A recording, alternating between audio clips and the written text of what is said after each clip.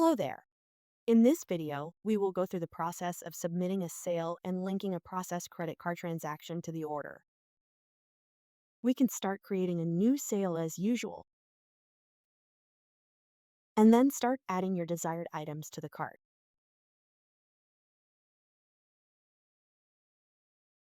Once the customer is selected, we can proceed to checkout. In the checkout section, we can select the three-dotted Show More menu so that the Find CC payment option is displayed. When prompted to enter the amount for the order, enter the exact amount that was previously charged to the customer's card. When there's a match, you can select it to apply that payment to the current sale.